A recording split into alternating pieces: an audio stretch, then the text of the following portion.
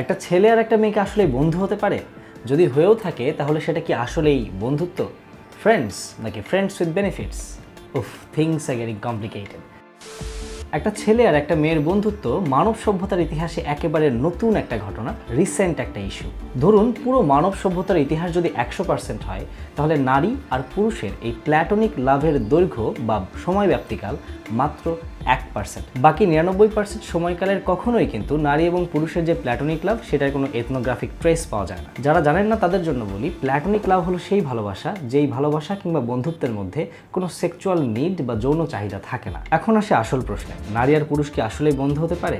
উত্তরটা জানলে হয়তো চমকে যাবেন আপনিও। যদি আমাকে প্রশ্ন করেন তাহলে আমি বলবো না, নারী আর পুরুষ কখনোই বন্ধু হতে পারে না। এখন কথাটা কেন বলছি সেটা ব্যাখ্যা করি। প্রথমে বলে নেই, আমি এই ভিডিওতে যা বলছি তার সবই সেজ পাব এবং সায়েন্টিফিক আমেরিকান নামক দুইটা প্রতিষ্ঠানের গবেষণা থেকে বলছি। আসলে বর্তমান যুগটা এমন হয়ে দাঁড়িয়েছে যে সব জায়গায় নারী আর পুরুষ একই সাথে চলাফেরা করে।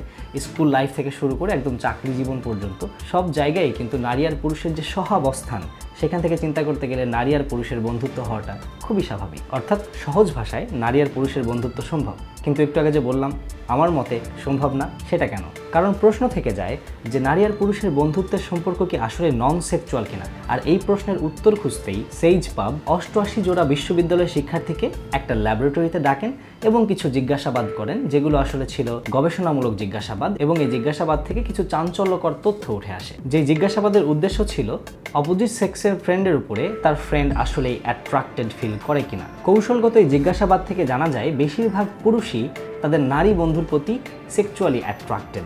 কোনো পুরুষ এটা অকপটে স্বীকার করে নেন একদম কনসিয়াসলি, আর কোনো পুরুষ তাদের সাবকনসিয়াস মাইন্ডের মাধ্যমে স্বীকার করতে বাধ্য হন যে তারা নারীর প্রতি অ্যাট্রাক্টেড। অন্যদিকে নারীদের ক্ষেত্রে ব্যাপারটা ছিল সম্পূর্ণ উল্টা। তারা তাদের পুরুষ বন্ধুর প্রতি একদমই অ্যাট্রাক্টেড ছিলেন না। কিন্তু মজার ব্যাপারটা হলো, যখন নারীদেরকে তাদের পুরুষ বন্ধুর পছন্দের কথাটা জানানো হয় তখন তাদের বেশিরভাগই খুশি হন।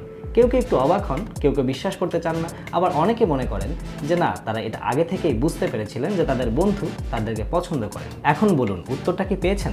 নারী আর পুরুষের বন্ধুত্ব কি আসলেই সম্ভব? ওয়েল, আমরা সবাই যদি ব্যাপারগুলোকে একটু নারীদের মতো করে চিন্তা করি বা নারীদের মতো করে ভাবি তাহলে হ্যাঁ, সম্ভব। কিন্তু যদি পুরুষদের মতো করে চিন্তা করি তাহলে আমাদের পৃথিবীর ওভার পপুলেশন নিয়ে আমাদেরকে আগে থেকেই সতর্ক থাকা উচিত। যাই হোক, আপনার বন্ধুকে মেনশন করতে ভুলবেন না, আর দোষটা আসলে কার ছিল এটাও কমেন্ট করতে ভুলবেন না। আর এই বিষয়ে যদি আরও অনেক বেশি পড়তে চান, জানতে চান, তাহলে benefit or burden attraction in cross sex friendship এই আর্টিকেলটা পড়ে দেখতে পারেন। ভালো থাকবেন, আল্লাহ হাফেজ।